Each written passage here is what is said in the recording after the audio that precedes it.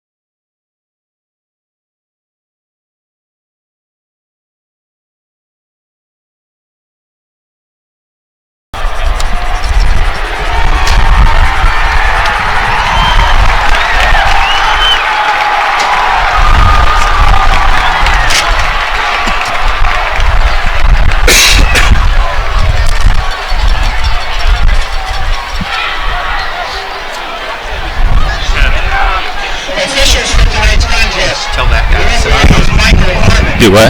Tell that guy to sit down. Great. Line judge Steve Moritz, and the back judge Travis Huffman. It's fine. I'm at 30%. Is the issue. I can do that though. We going? Testing. Can you hear me okay? For Miege. Nice coverage by Josh Moore. He's their top defensive back. And what a great start for the Hawklets. We talked about the Miege offense being so explosive.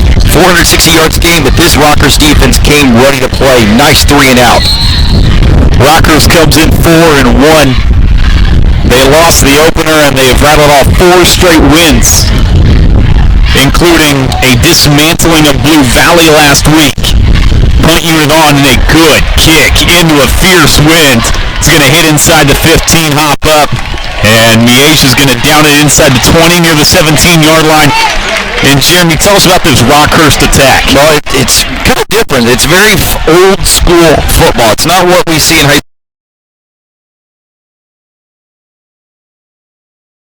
Butter. Yeah, and Michael Johnson's coming into this game red hot, averaging almost 7 yards a carry last week against Blue Valley. 18 rushes, $157. He is very, very tough to stop. 10-13 to go opening quarter from Bishop Miege High School. And again, they're going to start in that offset I formation. Johnson at E-back. They're going to give it to him on a counter left, behind left guard. He moves the pile forward to about the 22-yard line. gain of 2. Here comes 3rd and 5. Now, this is the battle within the battle. Can this Rockhurst offensive line that averages 261 pounds, nobody shorter than 6'1", move the football on the ground against this very fast, maybe a little undersized Bishop Miege defense? 3rd and intermediate is an interesting battle here for the Hawklets. Through the air, Luke Bain, nearly a 50% passer. He's going to stop, hand this to Johnson, left side, sends off one tackler, keeps pushing across the 25, but about a yard short of that first down marker, and it's going to be 4th down. Nice push by the linebackers and the defensive line for the Stags.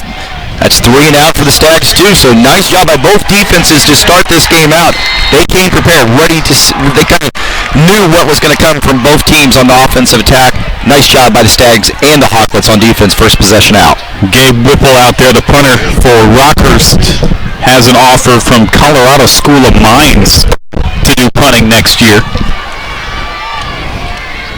Could get some interest from a couple of other mid-majors. Back deep, the dangerous Jalen Scruggs, and now whistles before the snap here, and a timeout with 8:44 to play opening quarter. Rockhurst takes that first timeout, and again, we didn't have much of a pregame, Jeremy, but this is obviously the marquee matchup of the year. It's maybe the marquee matchup of the past few years. This is one we kind of all had circled early on. We knew how much this game was important. This flag could be big. If somebody lined off offsides for Miege, that gives them a first down, but be interesting to see what it is. Maybe a legal formation. It is a false start against Rockhurst, and maybe you consider accepting it if you're Miege, and it looks like they will accept the penalty. Ask for a re-kick here. Now, Scruggs is explosive on the returns. He just needs to make sure he holds on to the football. Rockhurst is kicking, like you mentioned earlier, with a stiff north wind now at their back, unlike what Miege was kicking into the wind. That makes the ball flutter around a little bit interestingly, as Scruggs had trouble handling that punt, but if he gets a hold of it, Bishop Miege is very, very good on special teams, and he could break off a big one here. The wind definitely a factor. It's blowing in pretty hard from the north, kicking the flags around here at Dixon Dahl. Whipple another try after the false start. And this punt, not as good, but it carries in that wind, hits it at the 35, and takes a great Rockhurst roll inside the 10. They may not catch up with it, and they won't as it gets into the end zone. Oh, that's a lucky one. So it's going to end up being quite the boot. 79 yards officially on the punt, but again, that was very wind-aided. And now here comes Miege for the second time tonight. And again, 3 and out on the opening drive. And this is obviously a balanced attack for this Miege team, but maybe not the weapons that they're used to, especially with the injury to Daniel Jackson. Well, that, and there's still, you got to give Sam Pedrati a ton of credit. He's done outstanding in his starts this season, his 4-0 start, but let's be honest, he's no Carter Putz. Carter Putz set the Kansas State high school touchdown record for passes. It's tough to replace that. Agnew Witten on the toss play out across the 29-yard line on a gain of about 9 on first down. Pedrati's more of a game manager more than he is an big play explosive down the field vertical threat like Carter Putz was, but he's completing 65% of his passes, 750 yards, 710 yards so far this season. So he's done everything this offense has needed him to do. On a second down play, a flag flies as Pedrati went for the deep ball, and getting held up on the route was Hudson Bentley, and this should go against the Hawklets. Yeah, Carter Elder, the free safety, senior free safety. They'll let you kind of play hand fight with defensive backs, but right there, he stopped the route from even getting run down the football field. So unfortunately, that was just not a good play by the Rockhurst defense. A pass interference call is going to give Rockhurst a first down here. 8:04 to play in the opening quarter.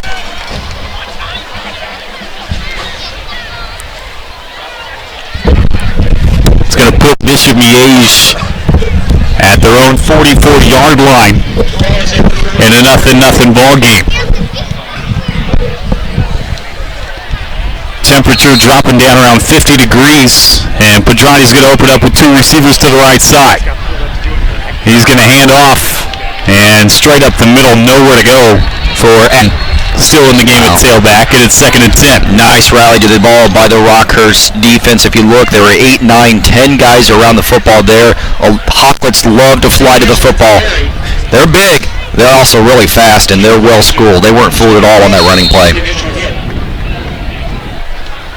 7:39 to play opening quarter. Pedrani is going to swing it to Agnew Witten, right side, looking for blocks. He breaks one tackle and gets across the 50-yard line and out of bounds. That's what I like about Bishop Miege's offense. They're not afraid to try different wrinkles. They're going to probe a lot of different variety of plays. They're going to try to toss it to the outside. They're going to run power.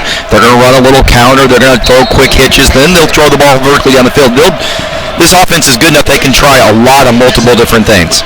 3rd and about 4 play. Pedrani back to Agnew Witten on a counter play, and he gets stuffed at the line of scrimmage, maybe a half yard, and it's 4th down. Yeah, big nose tackle. Now, Sawyer Crawford, number 6, busts through to make the play. This is those one-on-one battles that we talked about. Can the Bishop Miege offensive line win the one-on-one battles against the Rockhurst defensive line? This drive again, the Rockhurst defensive line wins those one-on-one battles. 4th down in the punt unit. Back out there for Bishop Miege. Dylan Downing doing the duties. Fair catch called for. It is dropped inside the 15-yard line by Rockhurst. Able to fall back on top of it. And they're going to get the ball at their own 13. One of the advantages is having 2 returners back right there. It landed right in the other returner's hands. Very, very fortunate for the Hawklets there. So ball back with Rockhurst. 6:25 to play in the opening quarter.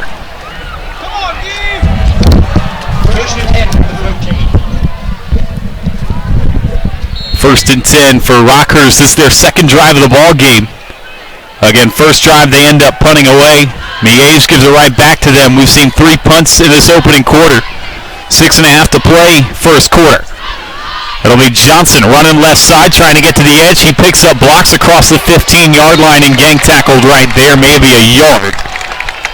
And again, this is what Rockhurst wants to do, but not doing a great job of it early on. No, the Miege linebackers are doing a very good job of flowing to the football. I mean, it seems like for almost a decade now we've had a Downing in the Miege defensive lineup, and Dylan Downing, the senior, comes up and makes a nice play, number 33. We'll call his name a lot tonight, leading the team in tackles with 35 so far this season. They spotted up at the 17-yard line, call that a gain of 3. 2nd and 7, 5:45 and rolling in this opening quarter. Luke Boehm, the senior quarterback, takes the snap. He's going to play fake. He's going to roll right. He's going to zip a comeback route that is batted down on the perimeter. And it's 3rd down. Great break on the ball, Jalen Scruggs. You're exactly right, Tim. He broke perfectly timed. If you look, Rockhurst only had 2 receivers out on that route, and it was well defended by this Miege defense. They're ready for the play-action attack, and Scruggs did exactly what a defensive back is supposed to do on those comeback routes. Timed it perfectly, was able to slap the ball away as it came to the receiver's hands. 3rd down and about 7 to go. And again, we apologize for the audio difficulties, but some technical issues, and we're just lucky to be on the air right now. 3rd and 7 for Rockhurst opening quarter. 5:33 to go. Boehm, pump and go. He's going to zip it deep down the left side. It is batted down, and it's 4th. It's 7 for Rockhurst. Nice job by Rishi Razhan, the other corner. Jalen Scruggs, play before, and Razhan on this play did a nice job breaking up stride for stride with the receiver. And I think we kind of both expected both teams at least penetrate the red zone and do a nice job. But so far, it's been all about the defenses. The defensive has dominated that. But you know what? That's okay. It's a great football weather. This feels like a defensive struggle night, and that's what makes this game so awesome. Pedrani back out there with 3 receivers in the formations. He's going to fake to Cobbins. He wants the deep ball. Left side. It is incomplete, but another flag flies. 2 flags fly. Hudson Bentley was trying to come back to the football, but he was impeded by the DB for Rockhurst. I believe it was Mitch Tarwater. Not Tarwater, but Jalen Creighton. Yeah, Creighton was beat on the post route. Play action pass. Interesting play call right out of the gate here to start this drive. They went deep and tested the senior cornerback, and he was not ready. He was beat by Bentley, who is he does average 13 yards a reception. Doesn't get thrown to a lot, but he makes his receptions count. And if you're watching at home, listening over the radio, this is an unbelievable crowd. It is numbered in the thousands. Tim, you and I have done tons of games here. I've never seen anything like this. No. There are people lined up around the track, standing room only. 3 receivers again for Pedrati after the pass interference call. Puts him in midfield. Sends Wesley in motion to the right side. Pressure in the face of Pedrati. He's going to go down back at the 43-yard line. Loss of 7. Yeah, Tim Glasser's going to get credited for the sack, but that came from the safety blitz. Tried to throw the ball vertically down the field, and Rockhurst brought 2 safeties, and they were able to get the sack. Nice job. Nice play call by the Hawklets defensive staff. Called that play perfectly. 2nd and 17 all of a sudden. And again, the weather seems like it's dropping. Agnew Witten, the handoff, spins off one, gang tackled over the 45-yard line, maybe a gain of 1.5 yards, and it's 3rd and long. Well, it's interesting, Tim. We've not called Bryson Cobbin's name a lot, and there was talk that he might be dinged up a little bit coming into this game, and watched him in warm-ups. He looked okay, but he's only had 1 touch so far here in the first couple possessions for Miege, and that is very noticeable. 3rd and long, 15. 4:04 to play opening quarter. Pedrati, short drop, zips it left side, completes a comeback route across midfield near the 48-yard line. First catch of the ball game for Sam Powell, but they're still 8 yards shy of that first down marker. Yeah, Rockhurst dropped 8 guys in defense. They let that underneath pass go. Again, nice job by the defense. The Hawklets were ready. Perfect blitz at the perfect time. Other than the 1 pass interference play, it's been a stellar performance by this Rockhurst defense. Playing it back out there for Miege, and it's Dylan Downing.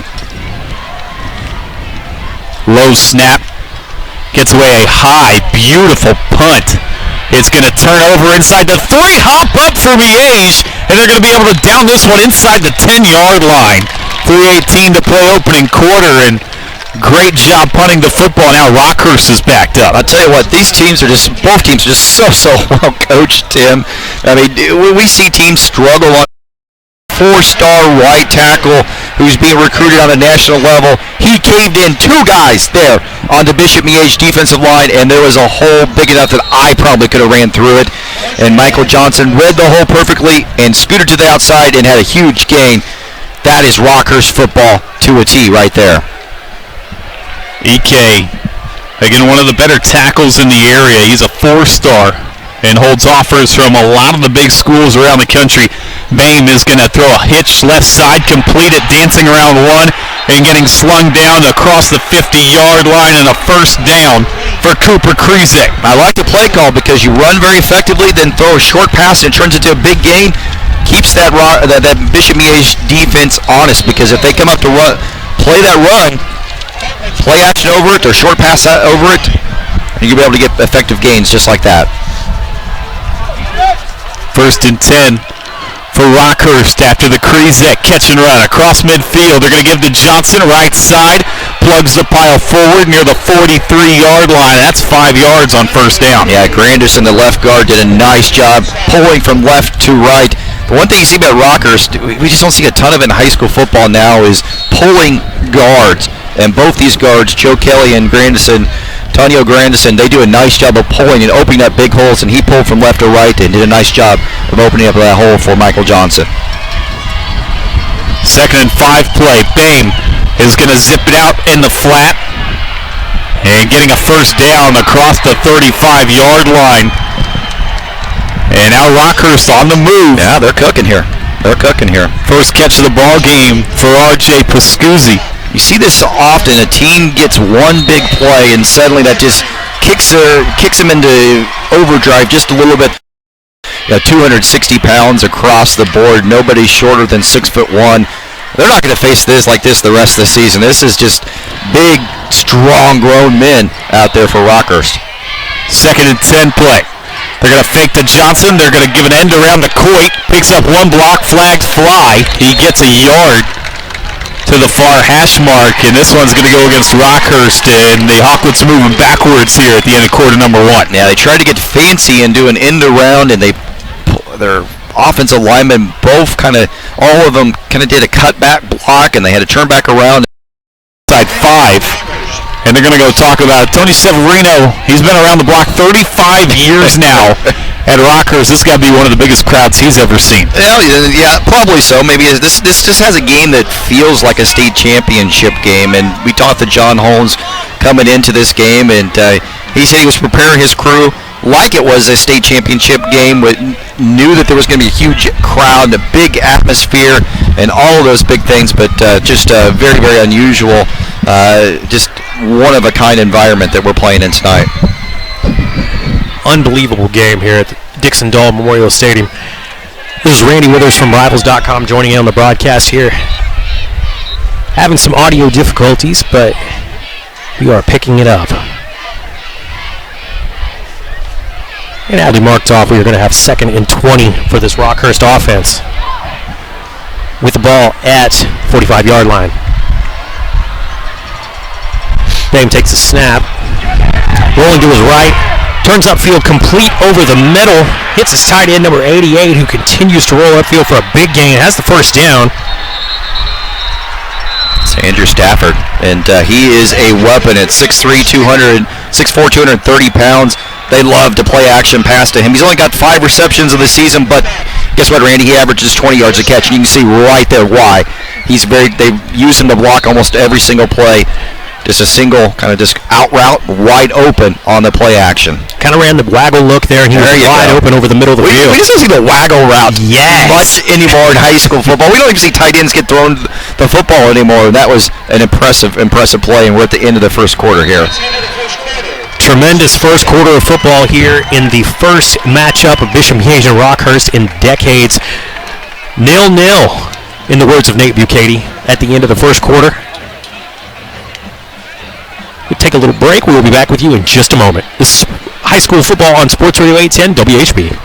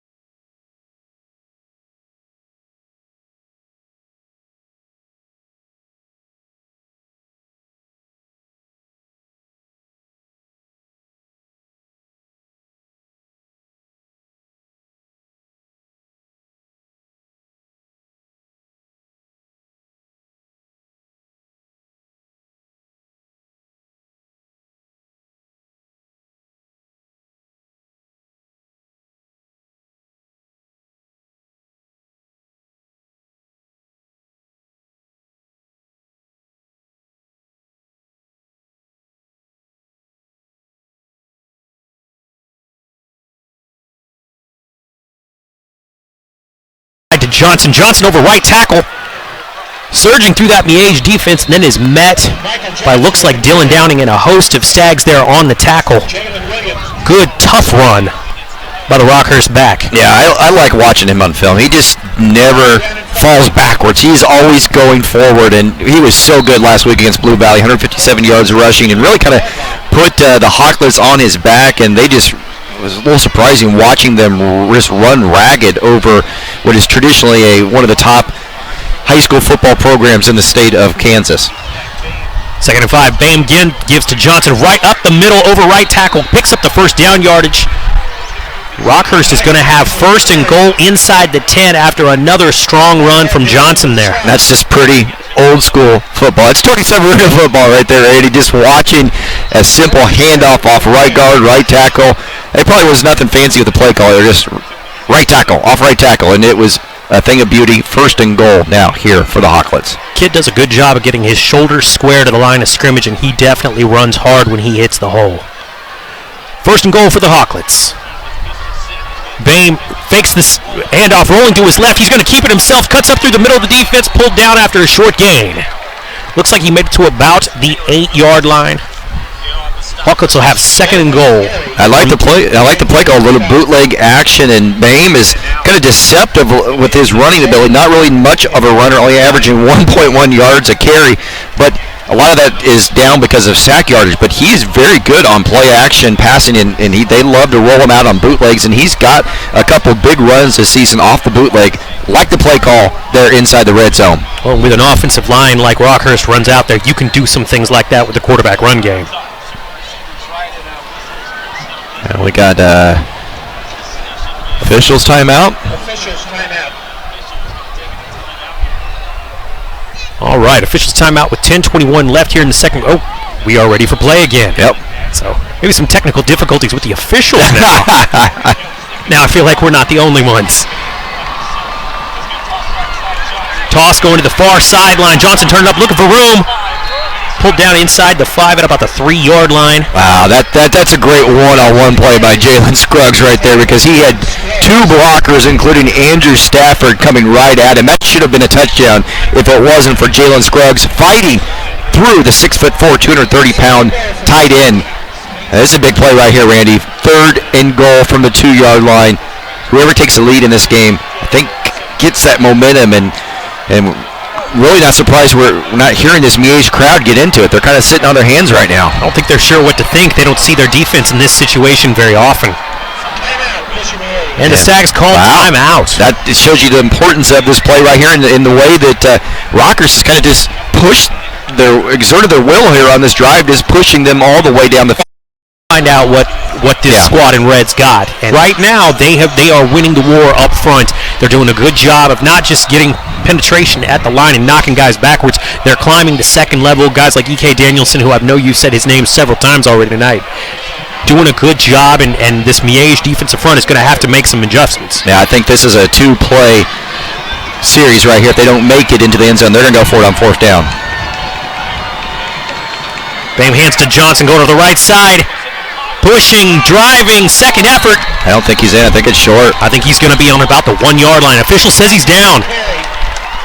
I think Rock is going to go for they're this. Totally going for this. This is Tony Severino saying his guys, like you just mentioned, we're going to test these guys in red and see who is the man.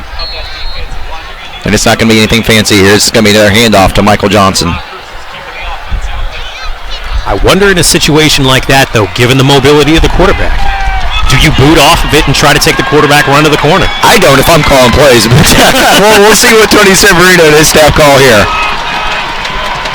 High formation. Bame, the handoff to Johnson. Johnson in easily over the left side of that Hawklets offensive line. Touchdown, Rockhurst. I tell you what, this is an electric atmosphere right in front of the Rockhurst student section, who is packed into that north end zone. What a drive by the Hawklets, exerting their will up on the field. Miege hasn't seen this really done to this ever in 4 or 5 years. They've not had this happen to them. Going to be interesting to see how the Stags respond when they get the ball back on offense. People talk about gut check situations in football, and that is exactly what John Holmes' squad is looking at here. I'm sure, knowing Coach, he is excited about seeing the way that his defense is going to respond, and they're going to have the opportunity here. At 8:45 remaining in the second quarter, Rockhurst leads Bishop Miege 7-0. This is Sports Radio 810 WHB's coverage of high school football. This is the game of the week. High school sports fans, Trent Green here, and when I want the latest scores and news, there's only one place I go, 810varsity.com. Live scores, features, brackets, and even watch games live on the laptop, phone, or mobile device. Watch the Lee Summit, Blue Springs, and Park Hill schools, Blue Valleys, Olathes, Rockhurst, Miege, Lansing. The list goes on into Missouri and Kansas. And playoff broadcasts too, plus top 25, awards, and more. Check it out now, Kansas City's home for high school sports, 810varsity.com.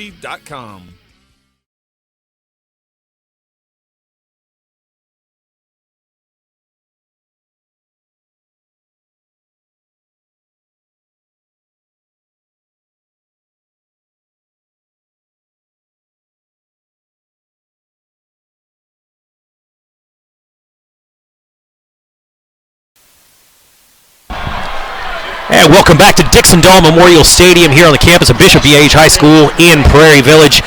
8:45 remaining in the first half. The Stags trail the visiting Rockhurst Hawklets 7-0. I'm Randy Withers from 810varsity and Rivals.com here with Jeremy Crabtree, the man that started the entire recruiting coverage industry, as Soren Petro has so eloquently put it on more than one occasion. I've been called a lot of things. He calls me a pioneer. I like that better than some of the things I've been called over the years on message boards and things like that. But this is an incredible atmosphere, and my God, we need more of this in Kansas City High School football. Isn't it amazing? This is just an unbelievable setting here. All right, kick taken on the goal line by Tyquez Witten-Agnew. Fakes the handoff to Jalen Scruggs. He's across the 20 to the 30 to the 40. Almost out to midfield, tackle just short of the 45-yard line. And there is a flag on the field. Looks like this one's coming back. Yeah, despite the wall being set up, a defender blocker held on the play, and that's going to erase a tremendous special teams play by the Stags there. And that would have given them some momentum to start this drive, and unfortunately they're going to be backed up just a little bit. Well, that's from the 30, so yeah, they'll be backed up around the 20, but that's unfortunate because they had that ball all the way out to almost the 40-yard line on that return. Tremendous return there by number 1, Tyquez Witten-Agnew. Interesting athlete, a kid that we've seen already play some running back, play some defense. I know he was a quarterback in his middle school days, can do some different things. And that would have been a big momentum play and a way to start an answering drive for the Stags offense. You mentioned it in pregame, and we saw Bryson Cobbins on 2 plays in that first drive. We've really not seen him much at all, and he's not back out there. So this is, if you're Stag fans, you have to wonder if he is legitimately dinged up. And also, you got to find a way to get the ball into Philippe Wesley's hand. He is yet to have a target in this game, and with as explosive of player as he is, Randy, you got to find a way to get the football in his hands, and they've not targeted him once at all tonight. Nice carry there on first down by Witten-Agnew, 5-yard gain. In the first half, they'll have 1st and 10 at the Stags 40. Oh my gosh, Mitch Tarwater comes up, the Rover linebacker comes up with the big fumble recovery, and Agnew, he was trying to lay some lumber, tried just a little bit too much, and he tried to lower his shoulder and lifted his right arm, and he had the ball in his right arm, and it just got popped loose, and what a turn of events for the Hawklets. Great field position and opportunity to take this game over right here in the second quarter. 1st and 10 Hawklets. Boehm steps in under center. The give is to Johnson over the left side. Goes about 3 yards until he's pulled down in the middle of the Stags defense. Going to bring up 2nd at about 7. It's going to be interesting. This is a gut check drive for this Bishop Miege defense, a defense that has only given up 35 points on the season, and guess what? 21 of those points came against Grand Merks in Week 1 at Blue Valley North, so they've not been scored on hardly at all the rest of this season. So this is a big drive here for the Stags. They need to get the ball back into their offense's hands. 2nd and 8. Boehm fires to the left side, complete, hits his receiver, number 4, Cooper Krizek. Pulled down there on the Stags sideline. It's going to bring up 3rd and short for this Hawklets offense. I do like the play call because it's a simple pass, and Miege was expecting a run. They brought 2 inside linebackers, and guess what? It created a one-on-one matchup for Krizek, and Boehm put it right on the money. Easy pitch and catch. Sets up 3rd and short, and if you're Rockhurst and Tony Severino, you got to love these 3rd and short situations. Miege finding themselves in places where they're having to bring extra men to try to generate pressure on Boehm, and it has not worked so far. Boehm gives to Johnson. Johnson over the right side. Surges ahead. Looks like for a gain of about 7. This if you love old school football, this is a thing of beauty. You don't see too many teams line up in the offset I with tight ends and only one receiver and do a toss sweep to the right. That's just about as old school as it gets. And guess what, Randy? When it's run to perfection like that, it is a thing of beauty. I love it. Love old school football. Severino pulling out some old pages of the playbook this week. 2nd and short for the Hawklets. Ball at about the 22-yard line heading into the Miege's end zone. 5:30 left in the first half. Boehm off the fake, scrambles around, goes up through the middle of the defense. Looks like he might have actually gotten back to the line of scrimmage.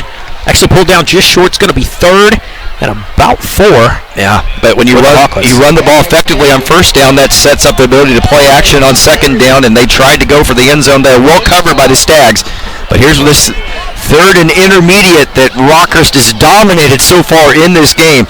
Stags need to come up with a stop right now.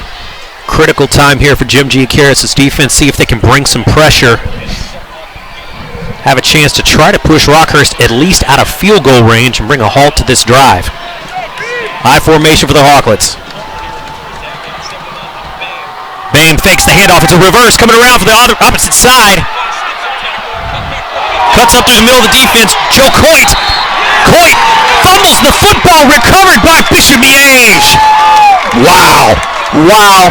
He had the first down. He was cutting back to get extra yards to try to get toward the end zone and just fumbles the football. And it's been recovered by Mikey Welsh, the junior linebacker, coming up with maybe the play of his career right there. Right spot, right time. Coit trying to make some extra yardage, but what a turn of events though, because he had the first down and was trying to get toward the end zone. And the Stags offense maybe gets a little shot of momentum here because of the play of their defense. Coit saw an opportunity though, and in a game like this, you know these kids, their heart's beating 90 miles an hour, and he saw a chance, and he took it. And now Bishop Miege has 1st and 10 at their own 10. Pedrati drops back. Nice, come to the 20-yard line. Gets it out to his receiver there, Bentley Hudson. Yeah, that's a great play. Nice protection by the offensive line, and you know what? We really haven't seen Sam Pedrati really open it up and test his arm strength. That play he did right there. I mean, we saw him, what they're going to call a legal shift. Missed the flag there. Missed the flag. So half the distance to the goal line there. That erases what was a tremendous play by Sam Pedrati and Hudson Bentley right there. Oh, and Pedrati now going to be taking the snap underneath the shadow of his own goalpost. Yeah, and the Rockhurst student section in that north end zone. This is a home game for the Stags, but they're going to have to deal with some noise right in at their backs here. Ball inside the 5-yard line. Pedrati in the gun. Just over 4 minutes remaining in the second quarter. Pedrati drops, throwing to the Miege sideline, going deep again for Hudson Bentley, overthrown. Nice coverage there in the secondary for the Hawklets. Josh Moore. Yeah, he's a player. Tell you what, interesting 2 play calls in a row. 2 play calls in a row. They're not trying to run the ball out of the shadow of the Rockhurst end zone. They're trying to go deep in both passes. One was a penalty, and this one was just overthrown for an incomplete pass. But it's interesting that we're starting to see this play call. They think they've got a matchup there with Bentley, obviously, against the corner, who actually, size-wise, they're very similar.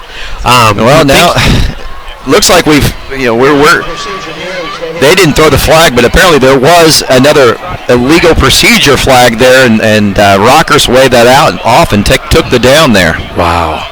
This is a difficult situation the Stags find them in. It is 2nd and 15 with the ball inside their own 5. Again, Pedrati in the shadow of his own goalpost. His feet in the end zone. Drops back to throw over the middle. Complete. Hits his tight end there. Is that Mac Moeller? Looks like it. Yeah, he's Big Mac Moeller. Yeah, the tight ends are kind of the security blanket in this Bishop Miege offense. As you know, Randy, there's been a string of great ones right there, and that takes them out of the shadow of their end zone right there and gives them an opportunity to make a manageable 3rd down and 5 situation. 3rd and 5 at the 15. Pedrati looking left, rolls back to the near sideline, going to take off, taking himself, knocked out of bounds hard.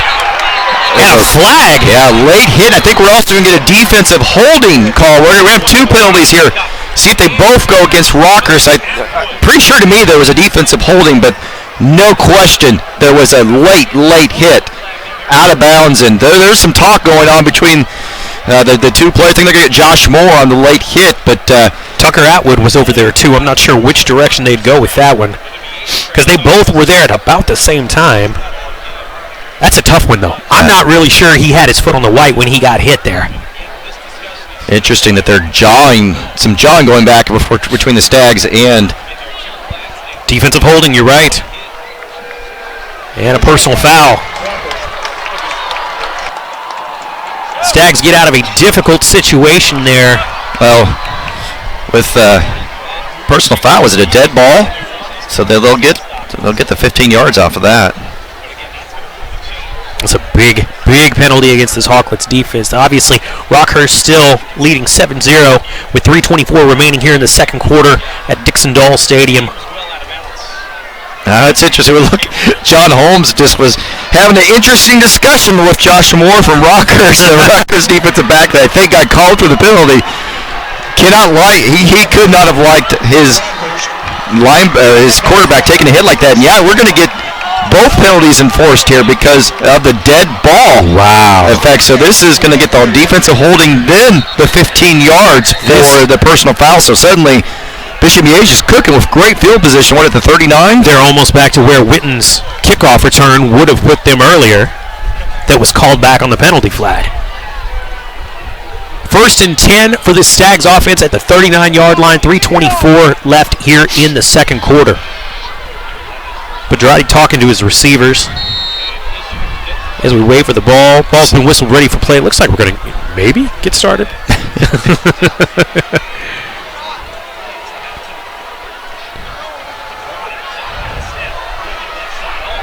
Going deep, coming down this side. Pedrati looking deep for his man there.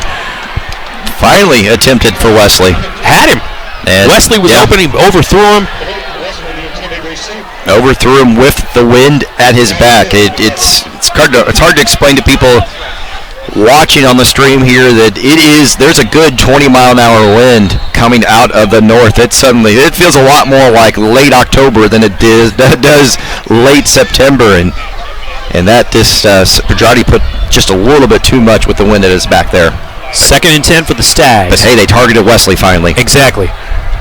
Hands off to Witten Agnew, coming off across the formation to the right side, goes outside the tackle, pulled down by a number of Rockhurst defenders after a gain of about 7. Call it 6. Brings up 3rd and 4 for this Stags offense. Tackles made there for the Hawklets by Eccles. But it's 3rd and manageable. Miege has been behind the chains all game long, 3rd and long. Finally a 3rd and manageable situation here. It's interesting watching the way that Rockhurst is varying their defensive front. They're using 3-man on 1st down, then shifting to a 4-man front, going back and forth, which makes it very difficult for this offensive line to know exactly what's coming from play to play. Pedrati takes the snap, looking to his right, and he's sacked!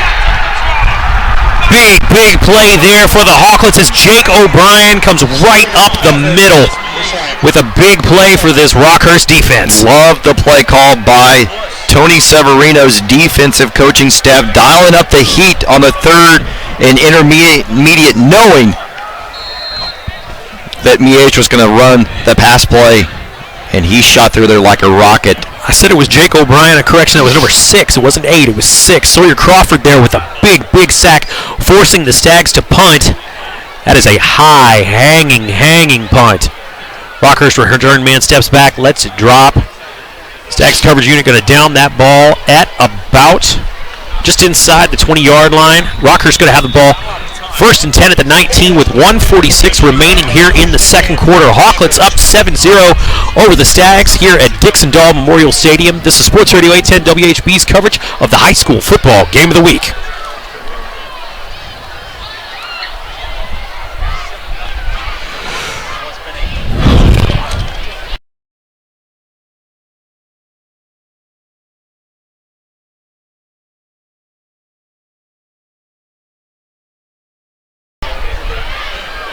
And welcome back. Hawklets break the huddle, and here we go. Boehm takes a snap and gives on the draw to Johnson right up the middle there. Pulled down after about a gain of 5 into the heart of this Bishop Miege defense. I'm sorry, Eddie, I'm just loving this offense right now. This is just so old school. We don't see draws in high school football, even college football. You see it in the NFL still, but we don't see it much at the high school and college level, and that was a great play because everybody in the stadium is expecting Rockhurst to try to throw the football here, and you run the draw play, and it gets very effective 6 yards here. And, Rockhurst isn't really putting the foot on the gas here. They're just going to play their style of offense. 2nd and 4. Boehm fakes the handoff, rolling to the near sideline, sets up, throws over the middle, complete short pass there to his tight end. Picks up the first down and pulled down by that Miege defense at about the 35, 36-yard line, but there is a flag.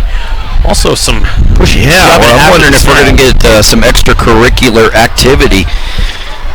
Jalen Williams, the senior defensive end, had 3 Rockhurst offensive linemen around him, and I didn't see the full extent of it because I was watching the play. Yes, that's why he had the 3 Rockhurst players around him, because he roughed Bain. Jalen Williams roughed Bain, and wow, that gives Rockhurst now some really good field position to potentially do something. Big fan of Jalen Williams. Yeah. Underrated defensive lineman, a kid that has played a ton of football here at Miege. Believe this is his 4th year as a starter. Somebody that I know, John Holmes, has been very proud of his growth and believes somebody that can definitely play at the next level. Not sure if he's necessarily a Power 5 kid, but somebody's going to give him an opportunity. Yeah, definitely. Unfortunately, that's not going to be a play we'll see on his highlight tape right there, giving Rockhurst pretty stinking good field position. Inside the 50 with just under 50 seconds left in the first half. Bain in the gun, throwing to the near sideline, complete. Just chipping away at this Miege secondary. Hits his man underneath there. That's Reed Levi. Levi, such a huge receiver, 6'4", 215. I'm surprised we haven't seen him targeted more in this game, because he does have, like you said, 6'4", 215 pounds. He presents a matchup problem because Rockhurst Bishop Miege's defensive backs are not very big. Raton's 5'9", 150 pounds. Scruggs 5'9", 173 pounds. Even Agnew Witten, the free safeties, he's only 6 foot. So that's a matchup I'm surprised we haven't seen more of, and we might see more of as we move later on into this game, because that's his first catch, and boy, he had an opportunity to get some big yards there. Levi is just an impressive athlete. Physically, that 5 looks like it's about twice as wide as a normal digit on a single numeral jersey there. When he saw him during pregame, I said, my God. He's the guy, one of those guys I'd have get off the bus first. Absolutely. He certainly passes what college recruiters called the eyeball test.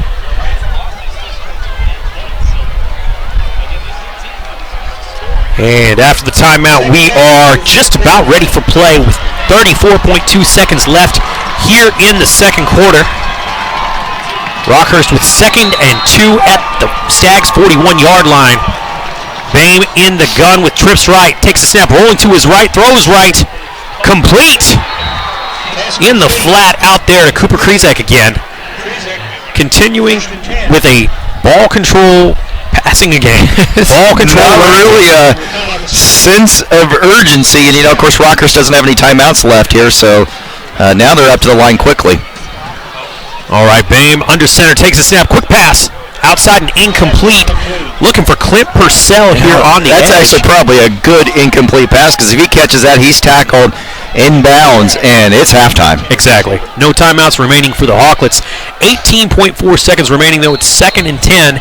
They've got the ball at the Stag 36, and after the incompletion, like you said, Jeremy, they've got an opportunity. They can do something here.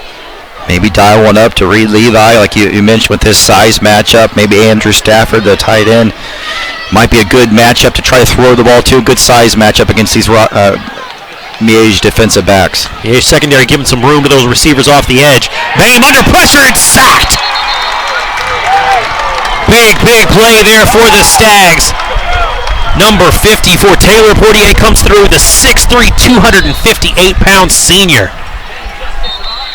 He's not. Bain snaps it quickly, downs the ball. They're going to have 2.1 seconds to try to put one in the end zone here just before the end of the first half. That's a heck of a play by Portier, a guy that's not even listed on the 2 deep for Bishop Miege, so obviously he's done a good job of getting in there and getting some playing time, and gets a big sack and a great opportunity to keep this Rockhurst offense out of the end zone. And I'll tell you what, Randy, this is the thing we expected it to be some and then some.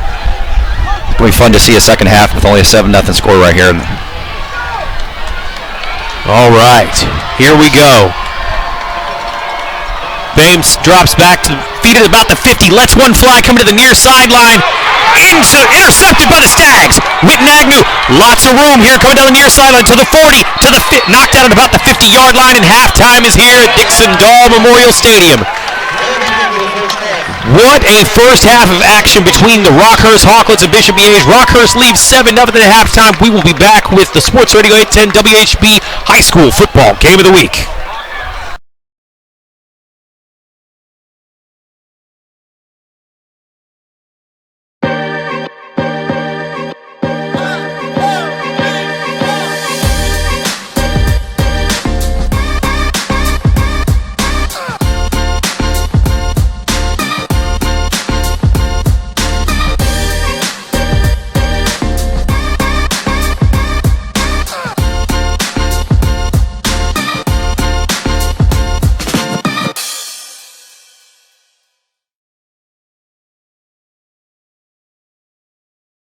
Chiefs checking from Community America gets you closer to the game.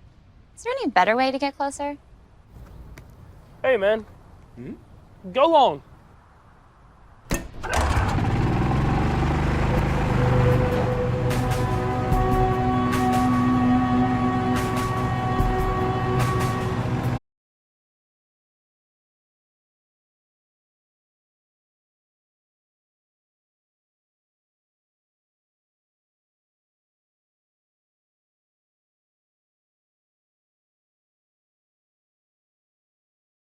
Get rid of that back and neck pain today. Westwood Chiropractic has been relieving Kansas City residents of pain for decades. Dr. Ken Downing has over 30 years' experience. Call anytime at 913-432-5678 or visit westwoodchiropractickKC.com. Westwood Chiropractic, health and wellness for the whole family. High school sports fans, Trent Green here, and when I want the latest scores and news, there's only one place I go, 810varsity.com. Live scores, features, brackets, and even watch games live on the laptop, phone, or mobile device. Watch the Lee Summit, Blue Springs, and Park Hill schools, Blue Valleys, Olathes, Rockhurst, Miege, Lansing. The list goes on and on into Missouri and Kansas. And playoff broadcasts too, plus top 25, awards, and more. Check it out now, Kansas City's home for high school sports, 810varsity.com.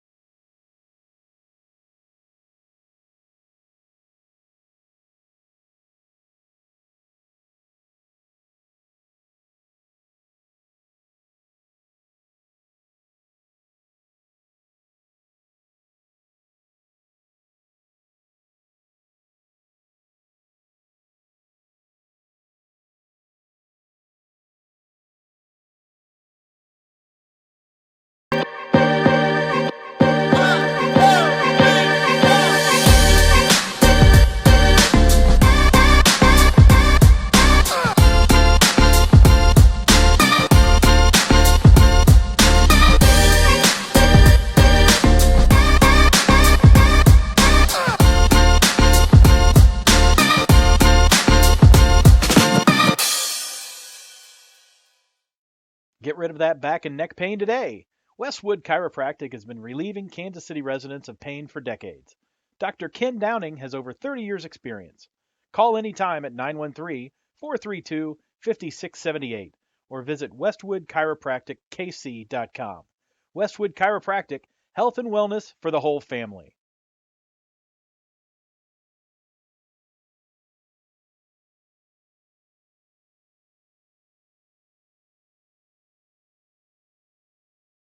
Chiefs checking from Community America gets you closer to the game.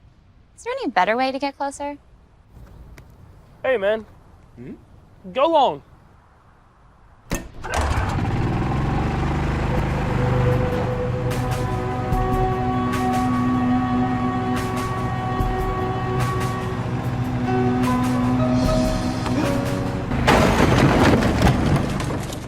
Chiefs checking from Community America.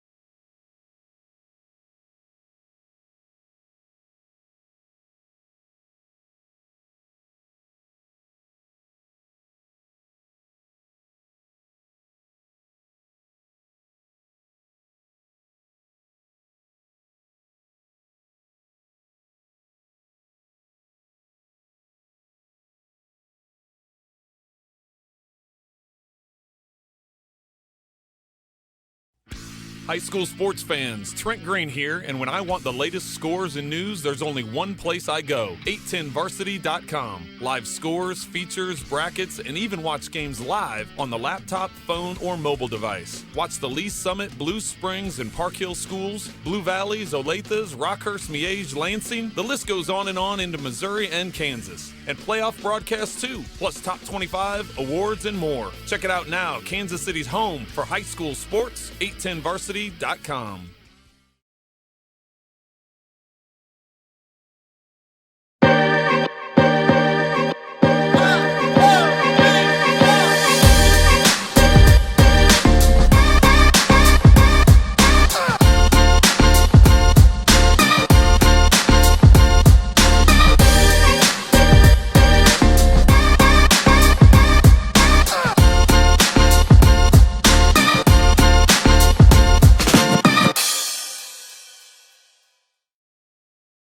Chiefs checking from Community America gets you closer to the game. Is there any better way to get closer? Hey, man. Go long.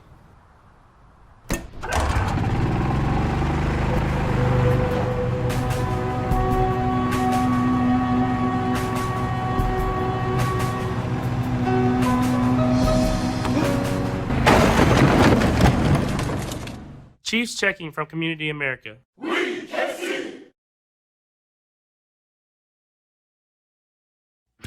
High school sports fans, Trent Green here, and when I want the latest scores and news, there's only one place I go, 10varsity.com. Live scores, features, brackets, and even watch games live on the laptop, phone, or mobile device. Watch the Lee Summit, Blue Springs, and Park Hill schools, Blue Valleys, Olathes, Rockhurst, Miege, Lansing. The list goes on and on into Missouri and Kansas. And playoff broadcasts too, plus top 25, awards, and more. Check it out now, Kansas City's home for high school sports, 810varsity.com.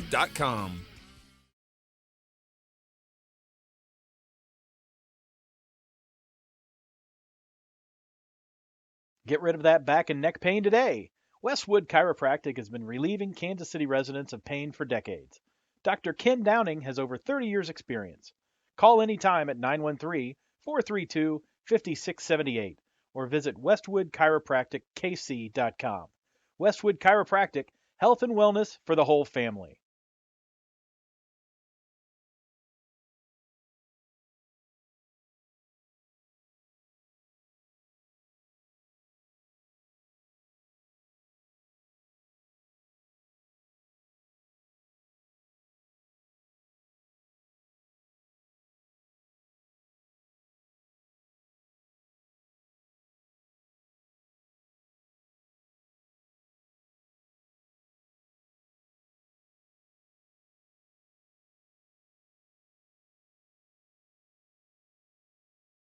Get rid of that back and neck pain today.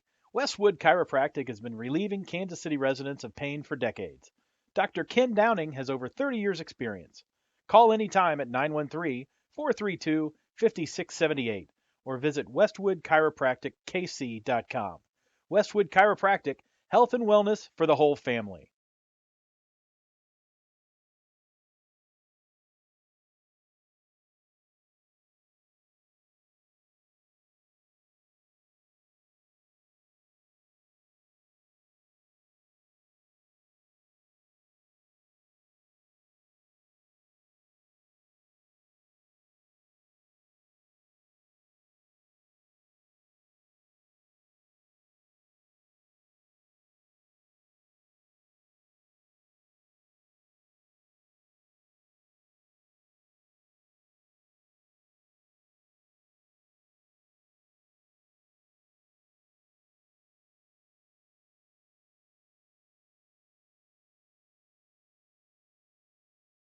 Chiefs checking from Community America gets you Chiefs checking from America.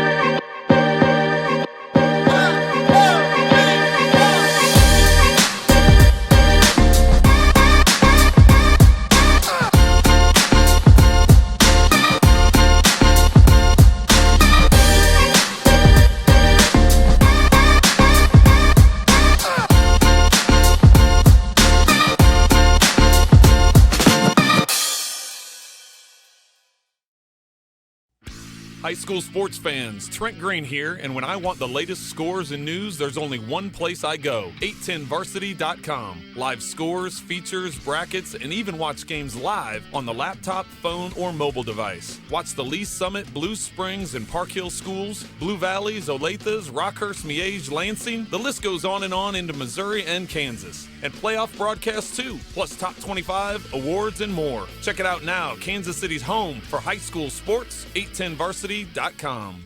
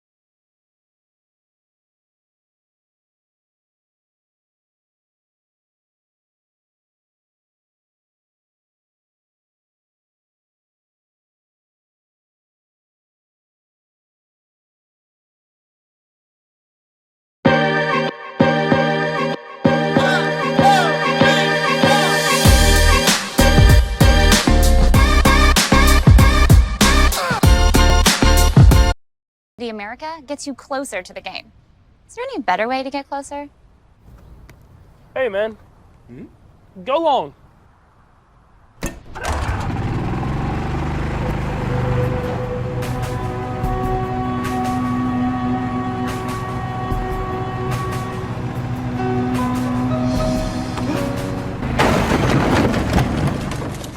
Chiefs checking from Community America.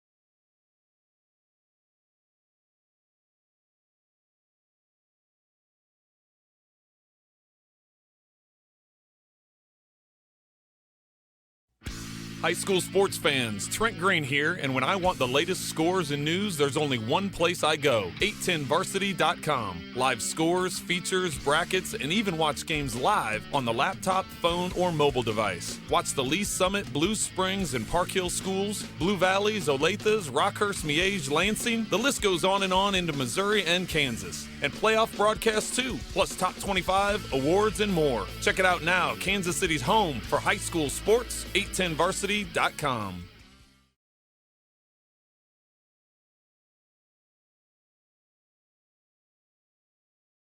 Chiefs checking from Community America gets you closer to the game. Is there any better way to get closer?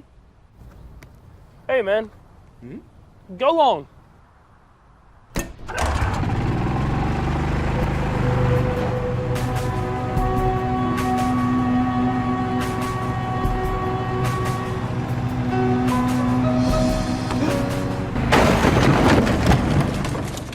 Chiefs checking from Community America.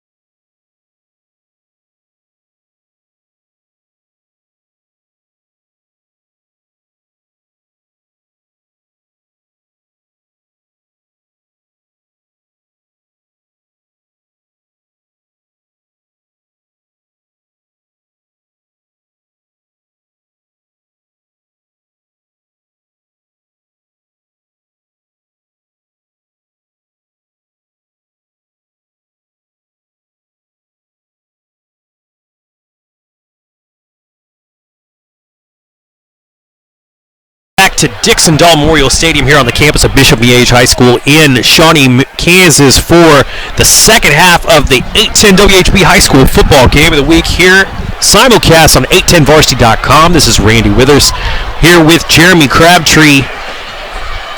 Hometown Stags trail the visiting Rockhurst Hawklets 7-0 after a first half that had my good friend Jeremy here oohing, eyeing, and reminiscing about old school football and the watching Tony Severino's program pull out a playbook that I swear we haven't seen in at least 15 years. Well, we maybe not high school football in Kansas City hasn't seen, but they've been running that at Rockhurst forever. That is the Rockhurst playbook. That is the Rockhurst playbook, and you're right. It's been a sight to see, and just the physicality and the toughness that we knew that was going to happen. We knew that Rockhurst was going to come in and try to punch Bishop Miege in the mouth, and honestly they did. And that's something that now we're going to have to see what John Holmes' squad, how they responded and how they can respond. That second quarter, they didn't really respond very well. They did not play effectively. They made some uncharacteristic mistakes, but the good news is they're only down 7, and they're not out of this game at all. And with their explosive big playability, you got to think that they're just one play away from tying this game up. The thing about that, when you mention the explosive plays, that's what's been missing from this offense that they've been so accustomed to, not just this season, but over the last several. But when you consider the fact that you've got a Bryson Cobbins who appears to be nicked up with some kind of injury, a Danny Jackson who's going to miss this entire season with a knee injury, it's on the sideline, it's one of the best receivers in the country. You take those two weapons away from this offense, and suddenly things are very, very different. You have a kid in Philippe Wesley that is one of the most maybe athletic players in this metropolitan area, but largely untested as just a sophomore, and it's also a year after Carter Putz' departure. This is an interesting time. This is almost maybe the wrong year from the Miege standpoint to be playing this game. However, like you said, they only trailed by 7 points after a half when they came out, adjusted to the physicality that Rockhurst brings coming from the Missouri side, and it'll be interesting to see what Coach Holmes comes out of the locker room with. Keep pounding that rock, and this is a very, very big set of downs here to start this second half. Rockhurst breaks the huddle, and Bame steps in under center. 1st and 10 from his own 20-yard line. Give us to Johnson over the right side. Met at the line of scrimmage. Second effort, surges through. Looks like he picked up a gain of about 2 hard-earned yards on the first play from scrimmage of this second half. Opportunity, though, just to bounce it. Not well blocked by this Rockhurst defense. Mikey Welsh made a nice tackle. If he doesn't make that tackle, Johnson can get some bigger yardage on that run. Dylan Downing always involved. Again, the all-state linebacker there for the Stags, following the footsteps of his brother Dawson. 2nd and 8 for this Hawklets offense. Bame in the gun. Fakes the handoff, throwing to the near sideline, complete to his receiver. Broken tackle. Joe Coit up the sidelines, knocked out of bounds finally near midfield. Coit having that ball tucked away high and tight after we saw the fumble earlier when he was trying to put the ball in the end zone for the Hawklets. How about that throw by Luke Bame? We came in talking more about the running attack, but he's made several really nice throws tonight, and he is so just effective with his play action passing. He was only 5 of 10 last week and 101 yards, but that throw right there was right on the money. Executed perfectly. Great play action pass, and Coit was wide open. 1st and 10, Hawklets near midfield. Bame that gives to Johnson over the right side. Surges, breaks through Stags defense to the 30. Pulled down at about the Miege 29-yard line. Steps away from going all the way on that one. Nice run for this Rockhurst offense, and that offensive line is knocking the Stags backwards, Jeremy Crabtree. Yes, no question. Joe Kelly, the right guard. Ike, the right tackle, just did a nice job there. But Chuck Ingram, he's listed as an athlete on this team, but he's more of an H-back, fullback, and oh my Lord, he had a key back on that play and sprung Johnson for the big game. 1st and 10. Bame that gives to Johnson again up the middle. Sifting through the trash, had a broken tackle there in the middle of the offensive line, pulled down after what looks like a gain of, let's call it 3, bring up 2nd and 7 but for Rockhurst. You're Rockhurst, you're loving this because Johnson's getting into that second level without even getting touched. Nobody on that front line from Bishop Miege is touching him, laying a fingertip on him. And his offensive line's opening up some nice holes, and he's a very patient runner, but he does have that explosive ability. And right there, not a fancy gain, 4 yards, but it was a nice first down play. Kind of continues to show that Rockhurst is playing their style of ball. Bame off the play fake, going deep, looking for his man in the end zone. Between two defenders, touchdown, Hawklets. What a throw. Tremendous completion there from Bame, going deep to Johnny Pizzuzi. 6'4", 200-pound sophomore tight end, defensive end combo there. Executed the play fake well, found his man, put it in between two different defenders for the Stags. They could not keep up. You talked about the size of these Miege defensive backs versus the size of these Rockhurst receivers, and you saw it there.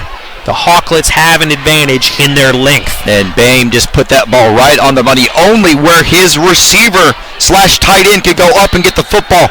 And talk about a big drive coming out of the gate here in the second half. Rockhurst marches right down the field.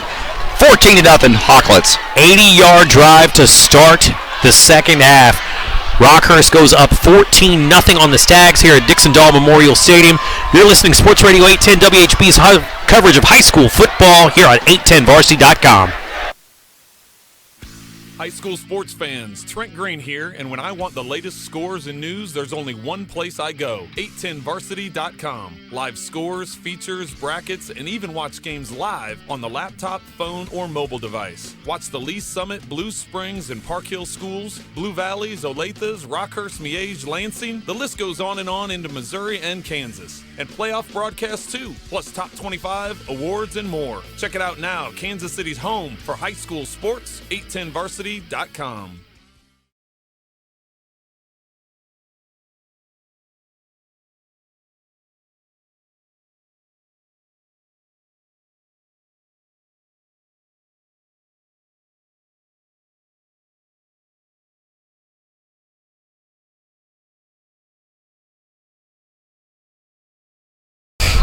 Rockhurst with the kickoff to start after that dominating drive to begin the third quarter. Ball goes out of bounds. They try to squib it to their sideline.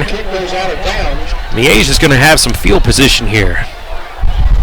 This is, we talk about Rockhurst, that first drive being a critical drive. This makes one even more paramount now. Miege has to get something going. If they don't get points on the board, at least get some momentum going offensively. The game's not over yet. It's only 14-0, but you got to get the ball down into the Rockhurst side of the field. Get something going. Get Pagani going. Get your running attack going. And it's still no Bryson Cobbins out there. I was about to ask, do you think we see them try to get him moving? Because this running game has not been what John Holmes is used to. Depends on how banged up he is. He's kept that under shelf all week long. Toss to Witten Agnew over that left side. Big run there to start the series. There you go. That's a heck of a way to start the toss sweep going to the far boundary. Gain a 10 on first down. That'll work. Yeah, no, you do continue to do more stuff like that. It was kind of interesting. Tom O'Connor, the center, pulled around on that toss sweep and set a nice block on the perimeter. Shades of Colin Grunhard. There you go, yes. You don't see too many teams pull their center. Again, the gift, Witten Agnew, and he fumbles the football. Rockhurst recovers. My goodness. Cooper Ingram, the junior defensive end, with maybe the play of his career, coming up with a huge fumble recovery. And you mentioned right there, Andrew Agnew-Witten, he has only 13 rushes all season long because it's been the Bryson Cobbins show. Yes, sir. And did a tremendous job in the first half, but carrying the ball a little bit too loosely. This Rockhurst defense, so well coached, they know how to strip the football, and they come up with a monster turnover. First and 10, Hawklets. Bame with the give to Johnson over the right side. Big hole. Picks up a gain of maybe 9 as he surges ahead. My gosh, look at the push there from that offensive line. If you're Miege, this is a must-stop drive. You cannot give up another touchdown with the way that this Rockhurst defense has been playing and stifling your offensive attack. You got to find a way to keep them out of the end zone here, and that's not a good way to start the drive. 8 yards, 9 yards on your first play. Miege defensive coordinator Jim Giacaris urging his charges on down there. Second and short here. Hawklett's full playbook available. The give is to Johnson over the right, smothered in the backfield. Big play there for this Miege defensive front. That might give them at least a little bit of energy because they were looking like it could be on the ropes for the Stags. Max Van Meter with the play there. Junior defensive lineman with a big play. Yeah, he's had some good plays so far. It's been one of the few defensive linemen that have stepped up tonight and broke through there to force the third down and 6. Big play here for this Miege defense. Boehm in the gun for the Hawklets. Johnson to his right, takes the snap. Going deep to this left sideline. Jump ball. Intercepted. Intercepted by the Stags. My gosh, what a play. Rishi Rattan. Tremendous play there by the 5'9", 152-pound diminutive defensive back. I guarantee he was outsized by the receiver he was up against. Easily. Maybe for the first time tonight, we saw the Stags win the battle for a jump ball. And he went up and got the ball at his highest point. You coach that. That is one of the most fundamental things you see about coaching defensive backs is going up and getting the ball at the high point. Receivers are taught it too. But we're taught wanted that football more. Tremendous play there by the Stags defender. Going to get 1st and 10 here at the 14-yard line for the Stags. Pedrati, who takes the snap, drops back, looking, coming down the near sideline, going deep for Jalen Scruggs. Big catch and out of bounds. What's the call going to be? Incomplete. Well, they're still talking about it. Nope, it's going to be incomplete. Scruggs with a heck of an effort there. Well, you see that right now where Miege thinks they have the advantage. They're not able to run the football very effectively. No. They put the ball on the ground with Agnew Witten, so they're going to try to use their speed and their skill. I thought they would do more of that. Throwing the ball long multiple times here. Almost able to come up with a big connection there. Almost a big play there for this Stags offense. And as you pointed out before, Jeremy, they continue to go deep on this near sideline. Trying to test the cornerbacks over here. Pedrati getting ready for this one to take the snap. Drops back, looking to his left. Pressure from his right side. Takes off through the middle of the formation. Breaks a tackle, dives ahead, pulled down near the 15, crosses the 15 to the 16-yard line. He was lucky to get out of there because he almost had a big sack, and that would have just been devastating. But still, 3rd and 8. This Rockhurst defense has put this Miege offense behind the chains all game long, and here we are, another monster 3rd down. What does John Holmes' offensive staff dial up here? Sam Pedrati needs a play here. Stags quarterback sets up in the gun. Takes the snap, looking over the middle of the field, looks rolling to the far sideline, turns, throws, complete to his receiver. Nice play there. Complete out to the edge to Philippe Wesley. Wesley with a big first down. And that was a nice catch because he had his defensive back beaten. He came back to the football and let Pedrati throw the ball to him where he was going to be. Nice completion. Huge conversion for the Stags. 1st and 10 Stags at their own 29. The give is to Agnew Witten. There's just nothing there. Nothing there.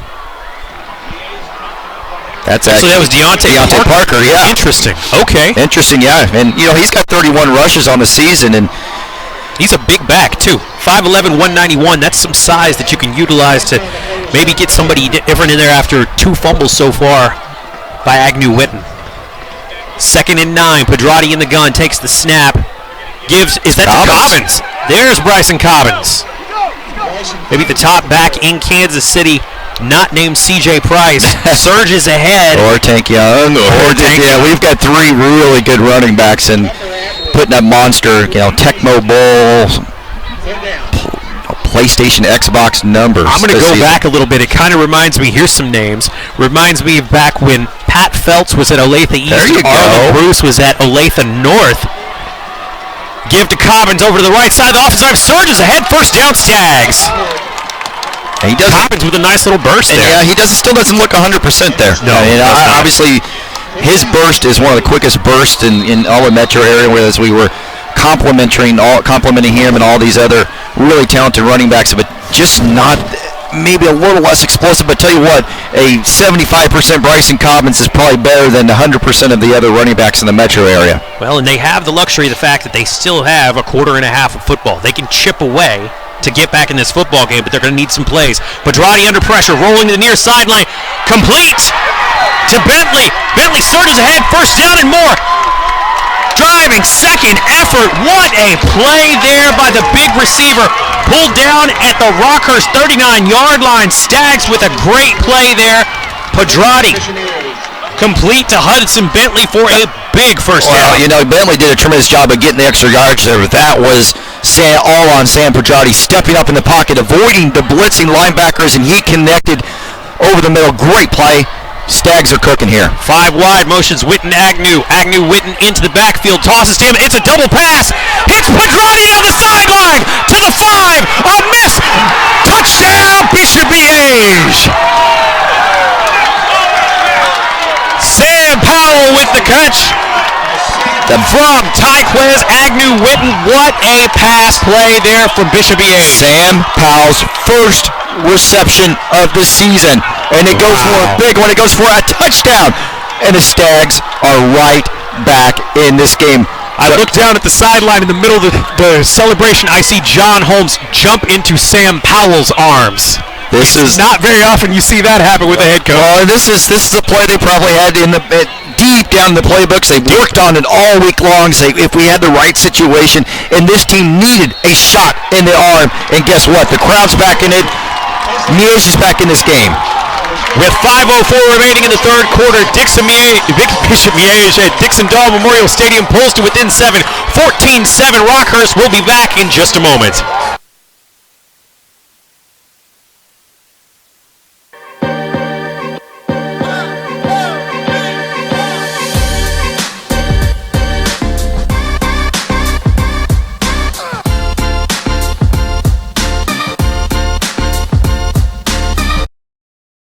Very much so. Very excited to see what happens on this drive.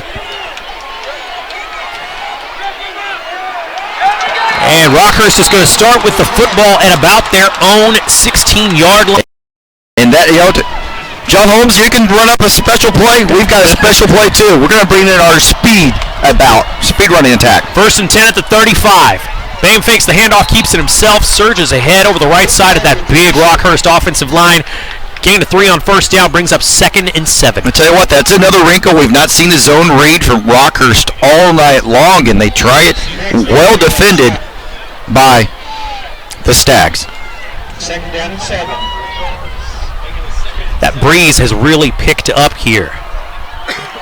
You see some of the things starting to whip around the field a little bit. It would be interesting to see what Rockhurst tries to do with the passing game as Bame is going right into the wind on this drive. Bame with the give on the zone read, keeps it himself, surges ahead. Nice look there.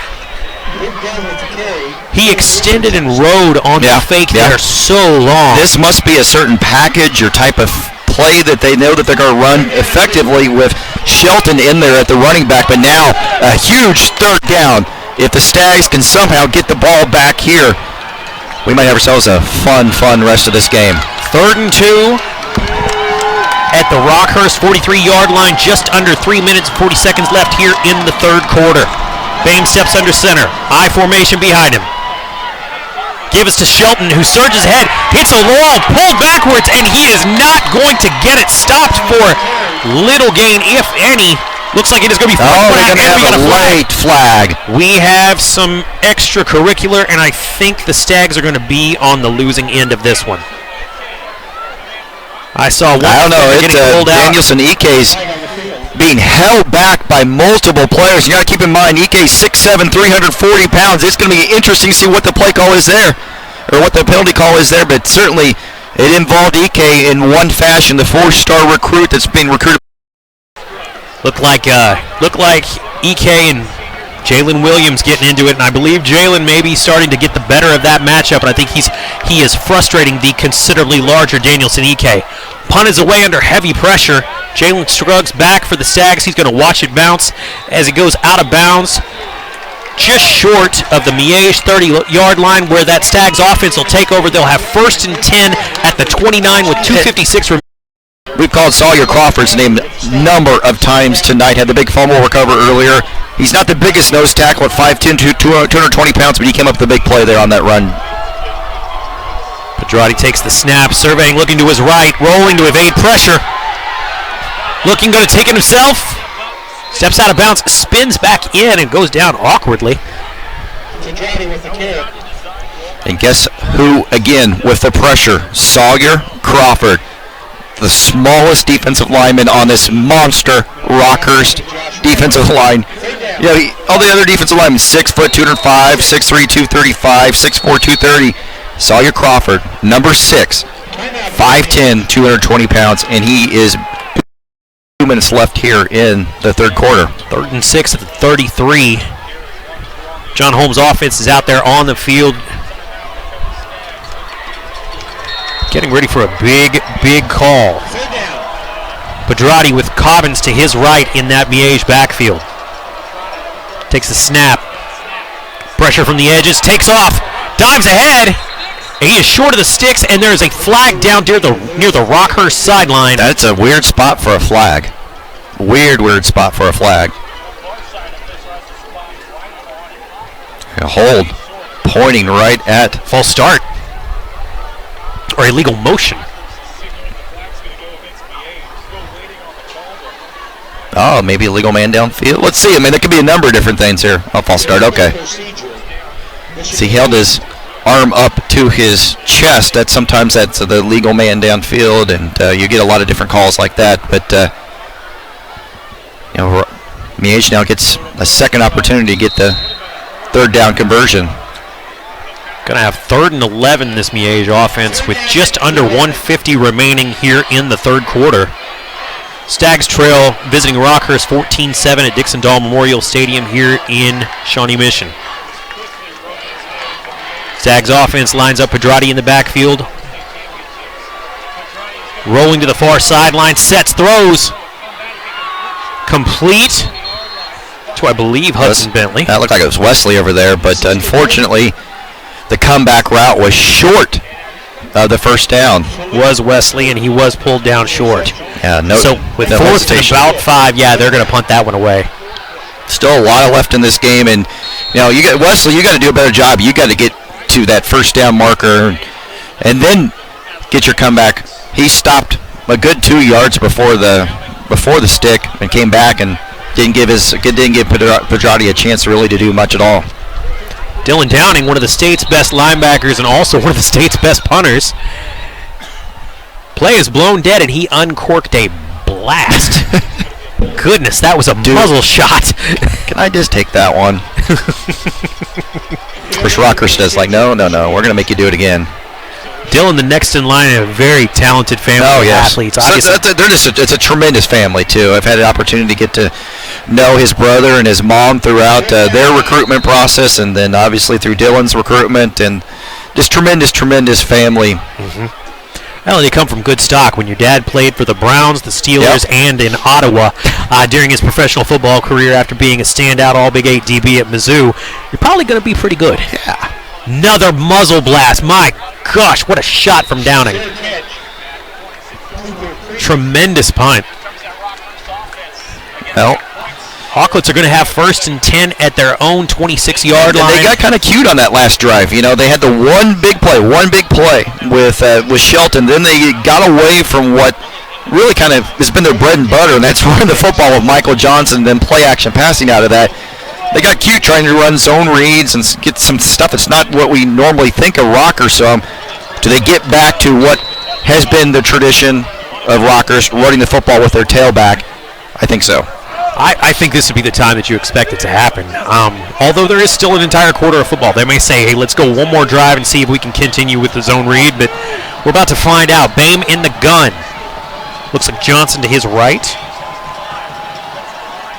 The give to the receiver coming across the formation. That's Joe Coit. Coit with a nice run, picks up about 6 there on 1st down. It's a nice little wrinkle. Everybody's expecting Michael Johnson to get the football, including yours truly here, but that's spread him out a little bit, run your slot back over on an end around, and got some nice yardage there. You get 5 yards. Coit's a good receiver, good athlete for this Hawklets squad. At the end of the end of the third quarter, as we go to the final frame here at Bishop Miege, Stags trail Rockhurst 14-7. This is the high school football game of the week on 810varsity.com.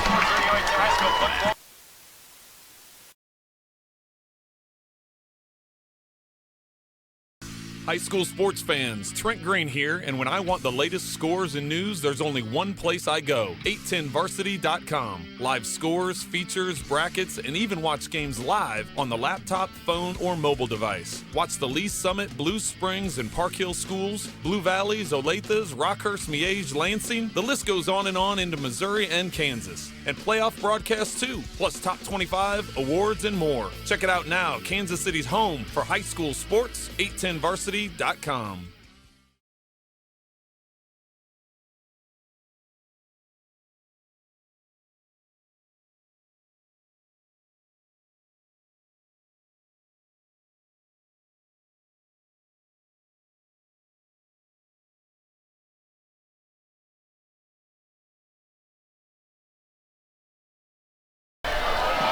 Now welcome back to 810 Varsity's coverage of the high school football game of the week here at Bishop Miege High School in Mission, Kansas, where the Stags trail Rockhurst 14-7 at the start of the fourth quarter. First play of the drive for the Hawklets. Bame turns, throws out to his left far sideline. Falls incomplete as he finally goes looking there for Reed Levi, his big receiver.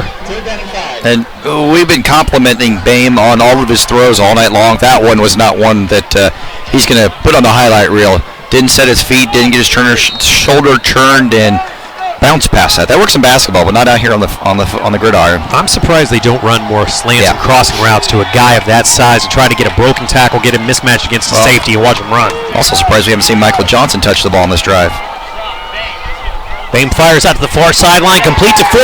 Great tackle there by the defensive back, pulls him down short of the first down.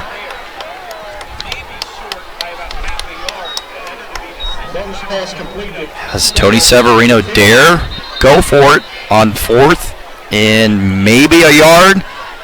Golly, he's over there. He's over right up against the sticks looking at it. I can see him over there. He's thinking about it. He's certainly thinking long and hard about it because it's not much at all. He might try to ask for a measurement here, and I think he's going to get one.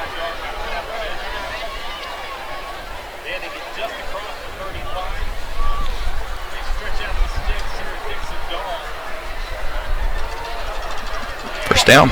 Got just enough.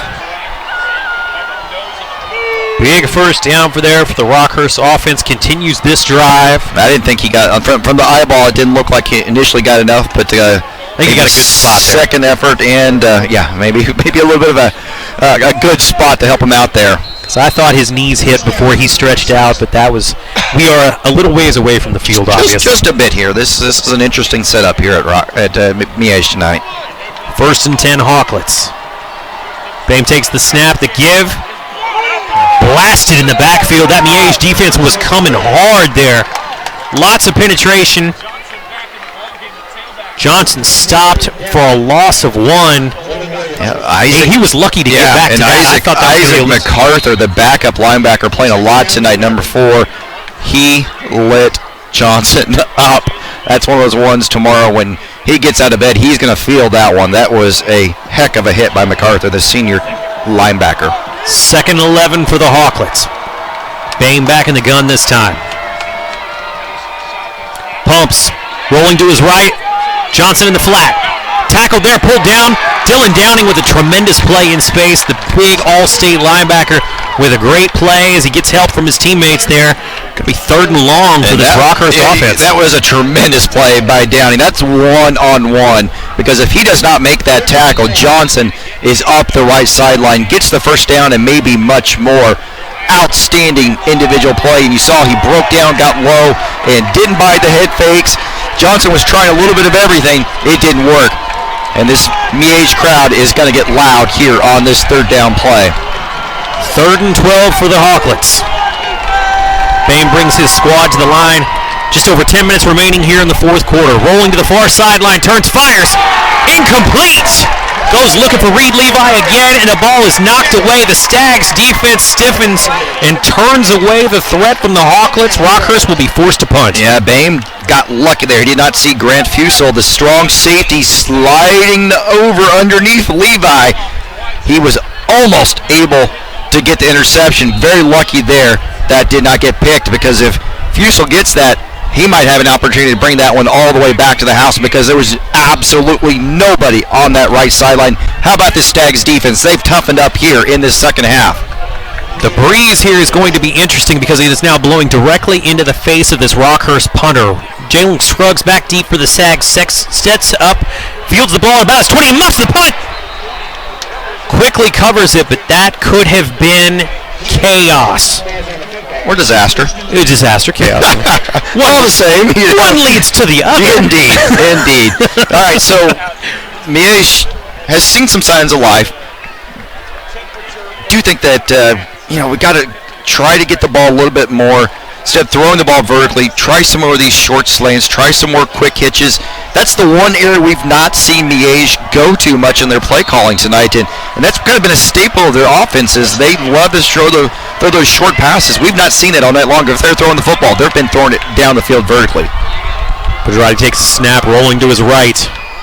Turns, takes it himself, pulled down for a loss. Yeah, now they're saying he made it back to the line of scrimmage. I thought he was a little bit short, but either way, it's going to be 2nd and 10 for the Stags offense. It's still another play where they rolled the quarterback and tried to go long there. They're trying to get Mac Moeller, the tight end, on a flag route, and it's just not what I've not seen Miege just try to go vertically as much as what we've seen him do here in this game. Give us to Cobbins up through the middle of the defense, and he's pulled down after a gain of 1. That's a nice individual tackle by Stafford, who had a touchdown reception earlier in the game from his tight end spot. One of the few, there's only 2 players on this Rockhurst team that go both ways, and he's one of them. That shows you how valuable he is. He made the shoestring tackle there. That is so rare for Tony Severino squads, to have a kid that goes both ways like that. Yeah. 3rd and long. Pedrati in the backfield gets ready to take the snap for the Stags offense. Looking, rolling to the far sideline. Fires a shot to Philippe Wesley. What? Now there's a flag in the backfield. They're going to call it holding. Back on a holding. What a strike when he set and fired that football to Wesley, but it is all for naught. Wow. That is, if you're Miege, that's like a stake to the heart, because you make the big 3rd down conversion. Your quarterback scrambles and makes a heck of a play and throws a dart, a laser, to your star receiver, and he comes back and makes a great catch, tiptoes the sideline, and then you look back and you see the laundry on the field. That is just a heartbreaking play. Now for the Stags, they find a way to overcome that and convert this really long 3rd and about 16 situation. 3rd and very long. Pedrati takes the snap, drops back, looking deep again, fires down that right sideline into double coverage. Is that Wesley? It is. Complete to Philippe Wesley in double coverage. What a catch by the sophomore. That play is the type of play that will earn you more scholarship offers. Some think he might be the top sophomore in the state of Kansas. That's right there why. That is an outstanding individual play. But how about Sam Pedrati throwing the ball up to a spot where he knows only his receiver can do it? But that was a outstanding play. Tremendous throw, tremendous catch. 1st and 10 Stags. Finally on the Rockhurst side of the field. Pedrati sets, throws. Yeah. And it looks like it's going to be pass interference on that Rockhurst defense. He had Wesley. Wesley had a step. He just missed him. And Josh Moore, who got beat on that previous play, one of the 2 defensive players that got beat on this previous play. Philippe Wesley's not shy. He's making sure that the Rockhurst defensive backs know that he cannot be covered right now. And how about the Bishop Miege coaches? They know that they've got a one-on-one matchup. Found a matchup. and they're going at it right now. Well, and the offensive line is finally giving Pedrati a little bit more time where he can set and wait for somebody to get open. open. The last couple of plays, Rockhurst has brought some pressure, and the Miege offensive line's done just enough to give Pedrati enough time to convert 2 back-to-back big plays. 1st and 10 Stags at the Rock 32-yard line. The give is to Cobbins up the middle. Pulled down after a short gain there. But nice push, though. We started to see some pushback from this Miege offensive line. Picks up about 4 there on 1st down. And they sensing that Rockhurst is tired, they're right back up on the line. They're going to run another play here. Give again to Cobbins on the inside, going over the right. Dives ahead for the 1st down.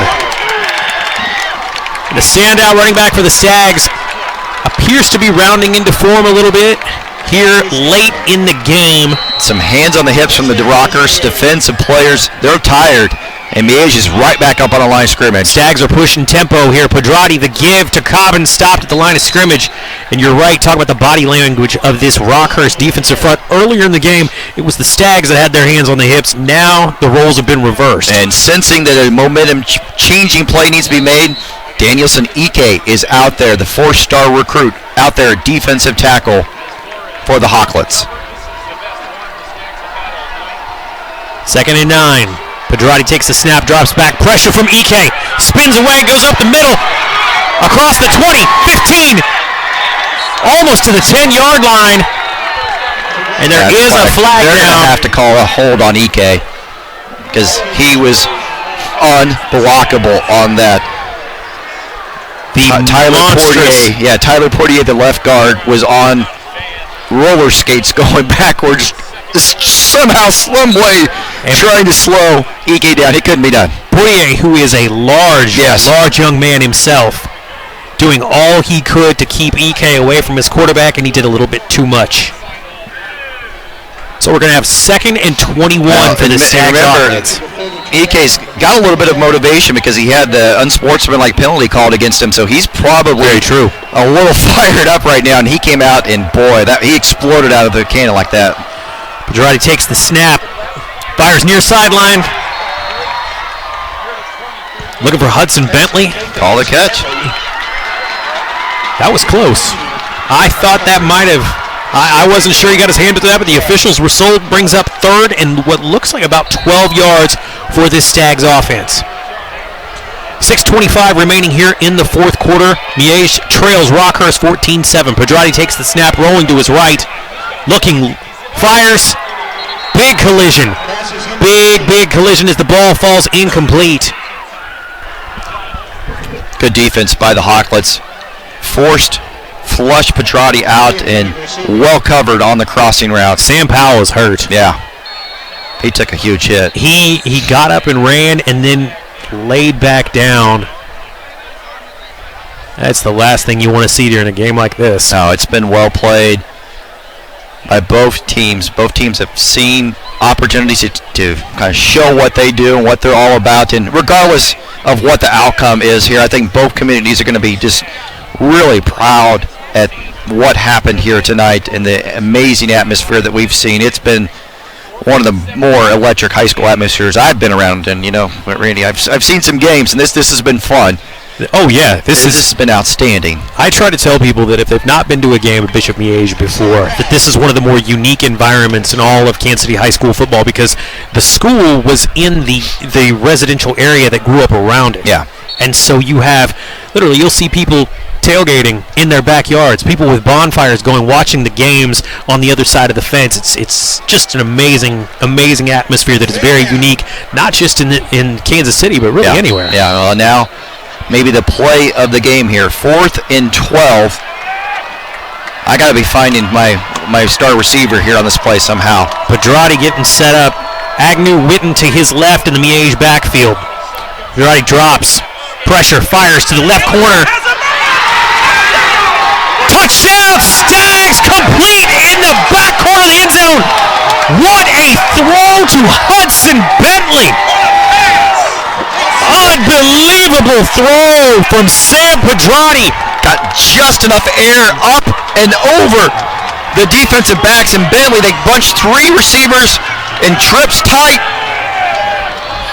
Wesley went inside, Bentley went to the corner of the end zone, and it was put perfectly. We're a PAT away from being tied in what the game is delivering to be what we expected it to be.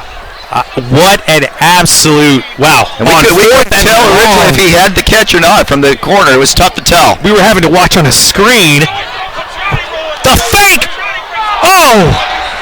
Stopped on a trick play there on the extra point. I don't know if there was maybe an issue on the snap that caused the fire to where he tossed it. No, that was a called play. That was a called play. John Holmes, the gambler, rolled the dice. And with that, Miege cuts the lead to 1, trailing Rockhurst 14-13, 6:06 remaining here in the game. You are listening to Sports Radio 810 WHB's coverage of high school football game of the week on 810varsity.com. High school sports fans, Trent Green here, and when I want the latest scores and news, there's only one place I go, 810varsity.com. Live scores, features, brackets, and even watch games live on the laptop, phone, or mobile device. Watch the Lee Summit, Blue Springs, and Park Hill schools, Blue Valleys, Olathes, Rockhurst, Miege, Lansing. The list goes on and on into Missouri. 810varsity.com's coverage of the high school football game of the week. I'm still going back to the PAT. That was a gamble there by head coach John Holmes. He obviously feels like he's got momentum on both sides of the football to take a risk like that and end up with his squad trailing by just an extra point. I'm not going to question a coach who has won all those state titles back to back, but I'm going to. I mean, that you're at home. You have all the momentum. The crowd is in the game. You score, yes, it's great, but you tie the game up. Trust your defense. Your quarterback's been playing great. Guess that's why I'm not paid the big bucks to make those calls. I had a coach tell me once in situations like that, sometimes you take that shot because you're not sure your offense is going to get one as good for the rest of the game. And this Rockhurst defense has been stiff. However, Miege has found room. Rockhurst 1st and 10. Toss going to the left side of the formation. Surging ahead, breaks a tackle. Johnson with a tremendous run and continues just to chip away at that Miege defense. Well, and we're seeing even more wrinkles, old school wrinkles. They went with a heavy set where they flipped the extra offensive lineman over to the left side. I thought that was unbalanced, but I couldn't. Johnson was able just to bounce to the outside. That unbalanced line got just enough push. 2nd and 2 for the Hawklets at their own 35-yard line. 5:48 left on the clock. Boehm, the give is to Johnson, pulled down in the backfield. Big play for that Miege defensive front, lassoed by defensive tackle Taylor Portier. See, Stags got some of their key guys going both ways now, sensing that the game is on the line. This is a monster 3rd and 2. Rockhurst converts this. They can eat up even more time and force John Holmes to start using his timeouts. Miege, stop him. They get the ball back. 3rd and 2. Boehm. The play blown up in the backfield. A linebacker came knifing through. Stop was made. I'm not sure who made the play. Looked like it was Mikey Welsh, who we have said his name several times tonight, with a crucial stop for this Stags defense. Brings up 4th down, and Rockhurst will be forced to punt. Not only was it an outstanding defensive play call, but Mikey Welsh timed that absolutely perfect. Because if he is just a fraction of a second early, it's offside, and suddenly Rockhurst has a free 1st down. He flew through that gap, blew up the entire motion of the play was thrown off because of his presence. Tremendous play by Mikey Welsh. Rockhurst punting it away. Scruggs saying to get away from it, and it looks like it's going to take a big Rockhurst bounce. Inside the 30. Looks like it's going to be down inside the 20. Stags are going to take over with the ball at their own 19-yard line with 4 minutes and 17 seconds left in the game, trailing Rockhurst 14-13. We talked last week, Tim Sproul and I, on the game of the week, that we thought that this game had all the opportunity to be special. Yes. Guess what? It lived up to the hype, and here we are, 4:17 left, 14-13. Nobody is sitting. Nobody is sitting in this amazing crowd. Look at this. Look at the circle out on the track. The people outside the flags, the extra bleachers. I mean, this is what these kids play for. This is the kind of setting so that 20, 30 years from now, they tell these stories to their kids, to their grandkids about playing on a night like this. Now let's see if Miege can complete the comeback. Pedrati to give to Agnew Witten. Lassoed, pulled down by the Rockhurst defender. People were calling for a horse collar, but their nut stop made by Tommy Eccles near this side. Yeah, stopping what could have been. Got just enough around the shoulder pad that it wasn't a horse collar. Brings up 2nd and 8 for the Stags. Clock running now under 3:50 remaining. Obviously, this is the drive of the drive of the game. Pedrati takes the snap, looking under pressure. It's sacked. Huge play for defensive end Cooper Ingram with the sack for the Hawklets, knocking the Stags back. It's setting up a 3rd and very long. Just won the one-on-one battle against left tackle Taylor Portier. Just won the one-on-one battle. Took him back. He just walked him back to the quarterback and was able to finish the deal. Pedrati had nowhere he could go on that one. Tried to step up, and there just wasn't a lane through the middle of that defense. Pedrati takes the snap. Looking, firing down the near sideline.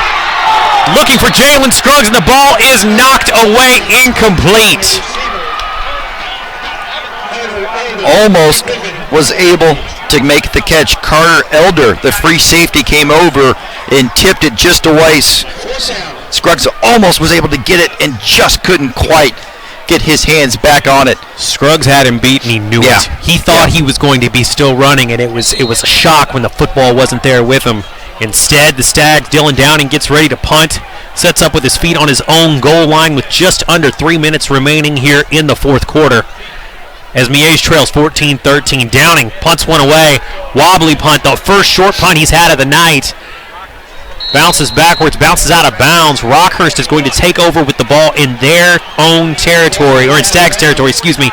They're going to have the ball at about the Miege 40-yard line with 2:49 remaining. And don't forget, Miege burned a timeout earlier in this quarter on a big third down play, so they have 2 timeouts here. They only stop the ball twice here, and we know what Rockhurst is going to do. They're going to line up with their big set, and they're going to try to pound the rock and burn this last 2 minutes out. As we are about to get a heavy dose, more than likely, of Michael Johnson here. And the Stags defense imploring their crowd to get loud here somehow, some way. Bam under center. Offset eye, the toss to Johnson heading across the far side of the formation. Penetration from the defense. Flags hit the field. Johnson with a short gain. Looks like he picked up 2 on second effort. There's a big flag, though, thrown back at the 50. Which suggests holding. Yes, it does. Well, no, could it be a face mask?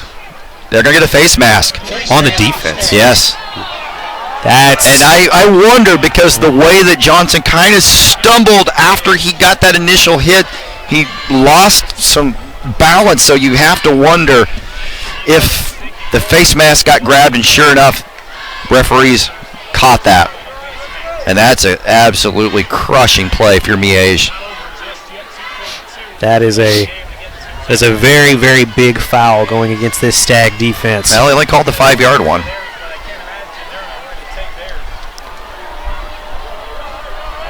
Yeah, they only called the 5-yard face mask, so inadvertent face mask. All right.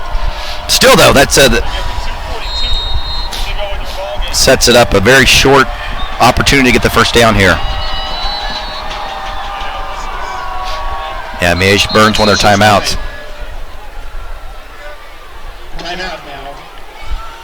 I can tell you this, having talked to Rockhurst called the timeout. Sorry, Randy, didn't mean to step on top of you there. That's no problem. That's a little surprising, but it is.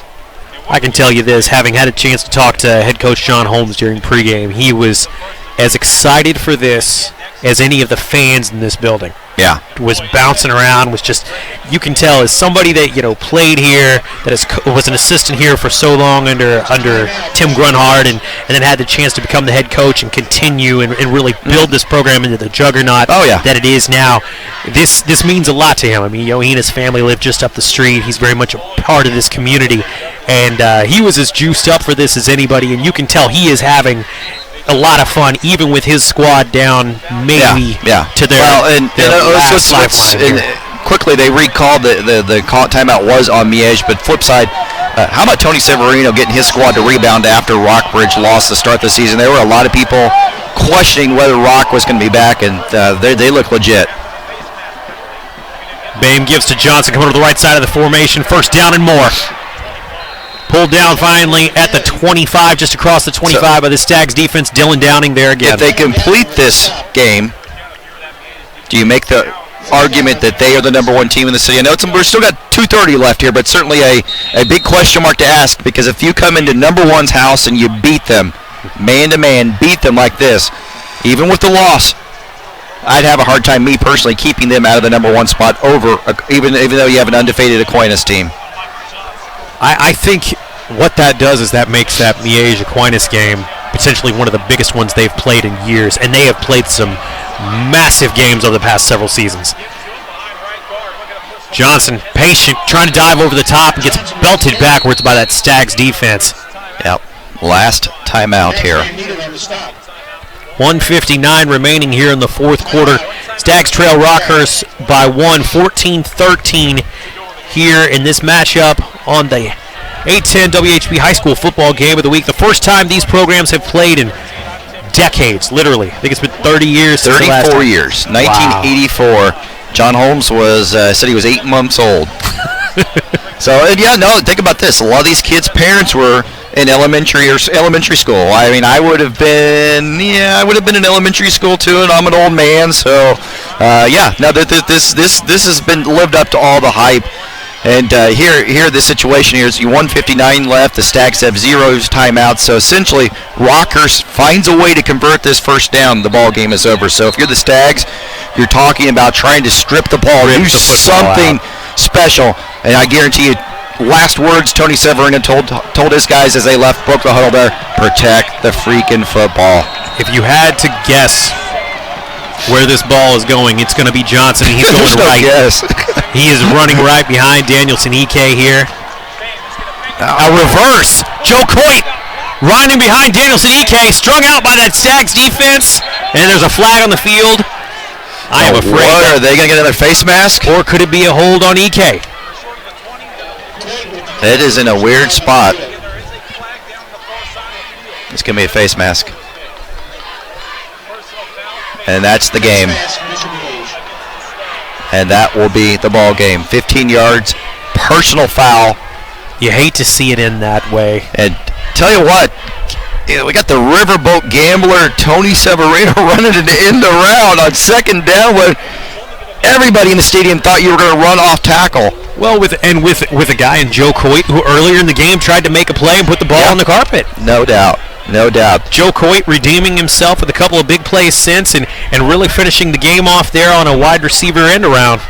And the Rockhurst student section starts to sing goodbye to the home crowd here at Miege. What an atmosphere. What are we seeing here? What are we seeing here? When have we ever seen that in this stadium? 1:33 remaining here. Rockhurst going to take their time as the clock begins to run. They'll probably kneel down twice. Call the timeout here. So essentially the game, you just kneel the ball down. You don't screw up here with the timing. Well, there's a lot of respect between these two programs too. I think you'll. Oh gosh, I mean, Miege is we knew Miege was great. I just am so impressed with Tony Severino's squad. If there ever was any doubt about how legendary of a coach he is, everybody in the city, some of the people in the Rockhurst community were screaming for Tony Severino. Is it saying the question out loud. Maybe it's time. People have been saying that for the last 4 or 5 years. After losing to Rockbridge, and then to find a way to rebound with a big victory against Blue Springs, which opened a lot of guys, then beat Ray Peck, then just destroy Blue Springs South and Blue Valley. They still have to go to CBC in a couple weeks. That's going to be a fascinating road trip. Bam with the kneel down. Starts the clock. But now suddenly you start after wondering, are the Hawklets the favorite in Class 6 here on the Missouri side? I think they have to be. I really feel like they have to be. This is a tough physical football team that they don't do a lot of exotic things, but they don't have to. Yeah, no, they do not have to. They are big, and they are physical, and they can run the football. They've got a quarterback that can make plays when he has to, but he's smart with it. They don't take a lot of risks, and again, they don't need to. No. Kneels it down again as the clock will continue to run. And Rockhurst has come in and done what very few visitors have done over the last 5-6 years. Come in and get a win over the Stags in Dixon-Dahl Stadium here at Bishop Miege. Tell you what, it lived up to the hype. Everybody watching from around the country wish you could be here in this environment just to see what it's like and what this means to this in both communities, but the Rockhurst fans in the end zone down there cheering, jumping in that north end zone. This is what high school football is all about, Randy. What a game. This is as good as it gets in Kansas City, and this is something it kind of makes me sad that it took so long for this to happen. These games should happen yearly. This should happen much more often. We need to make this happen. Yeah. Well, let's get Tony Severino and John Holmes on the phone again and get the schedule set up for the next couple years, because this was a classic. Absolutely. Well, and hey, we talk about it all the time. Chad Rader, the czar of high school sports, put some pretty amazing events together. Maybe that's a way to make this thing happen. But yes, this was an absolute classic. Your final here at Dixon-Dahl Memorial Stadium. Rockhurst 14, Miege 13. We will be back after this with Sports Radio 810 WHB's coverage of high school football's Game of the Week.